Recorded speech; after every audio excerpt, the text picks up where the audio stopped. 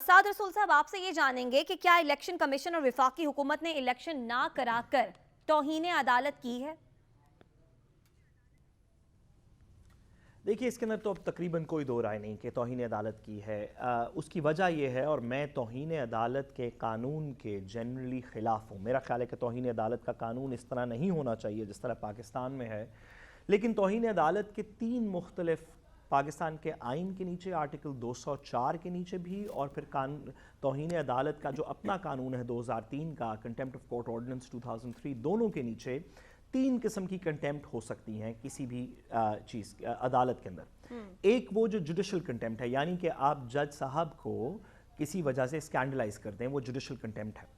दूसरा criminal contempt, जो कि इमरान खान साहब के खिलाफ लगाने की कोशिश की गई थी कि आपने अदालत के एडमिनिस्ट्रेशन ऑफ जस्टिस के प्रोसेस के अंदर आप हायल हुए या आपने उसको रोकने की कोशिश की।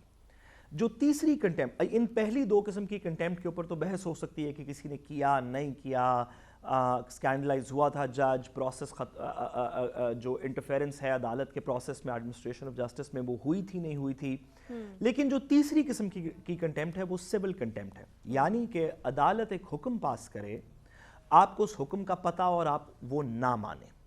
ये जो कंटेम्प्ट है, ये आए दिन अदालतों के अंदर सिविल कंटेम्प्ट फाइल होती है कि अदालत ने हुक्म दिया सीडीए को कि आप ये काम करें, या किसी भी एलडीए को, किसी लोकल अथॉरिटी को कि आप ये काम करें। अगर किसी वजह से वो काम नहीं कर सकते तो कंटेम्प्ट हो जाती है कि आपने अदालत के हुक्म को नहीं माना। इसी तरह तमाम वफाकी हुकूमत के इदारों के खिलाफ जब अदालत हुक्म पास करे और वो एंटिटी ना कर सके या हुक्म अदूली करे तो उसके खिलाफ कंटेम्प्ट हो जाती है। इसको सिविल कंटेम्प्ट कहते हैं। साद रसूल साहब, यहाँ पर मामला वक्त की कमी का भी था। एक दिन पहले ये हुक्म आया अदालत की जानिब से, तो ये जो एक्सक्यूज पेश किया गया इलेक्शन कमीशन की जानिब से और हुकूमत की जानिब से, इसकी बुनियाद पर क्या उन्हें कुछ रिलीफ मिल सकता है, और अगर कार्रवाई हो तो क्या हो सकती है इनके खिलाफ कार्रवाई?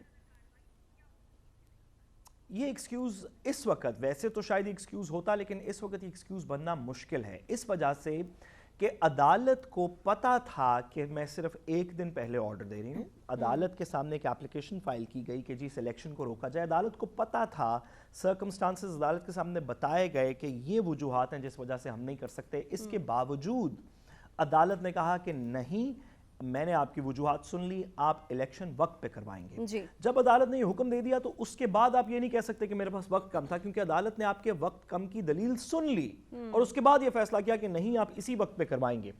ऐसी सिचुएशन के अंदर, सिविल कंटेम्प्ट के अंदर या किसी भी कंटेम्प्ट की प्रोसीडिंग के अंदर, अगर ये पता चले कि कोई शख्स जान के इसमें मुलव्वस था तो उसके खिलाफ कंटेम्प्ट ऑफ कोर्ट की कार्रवाई हो सकती है। कंटेम्प्ट ऑफ कोर्ट की कार्रवाई के दो या तीन इश्यूज हैं। सबसे पहले कि कंटेम्प्ट के अंदर किसी भी शख्स को अदालत 6 महीने तक की सज़ा दे सकती है, दे ना दे अदालत की सवाबदीद है। और दूसरी बात ये कि अगर किसी सियासतदान के खिलाफ, यानी कि फॉर एग्जांपल इंटीरियर मिनिस्टर के खिलाफ या किसी ऐसे शख्स के खिलाफ कंटेम्प्ट हो जाती है तो आर्टिकल 62-63 के मुताबिक यूसुफ रज़ा गिलानी साहब की जजमेंट की तरह वो सियासतदान अपनी नेशनल असेंबली की या सेनेट की सीट से भी डिस्क्वालीफाई हो सकता है। ये इसके कॉन्सिक्वेंसेस।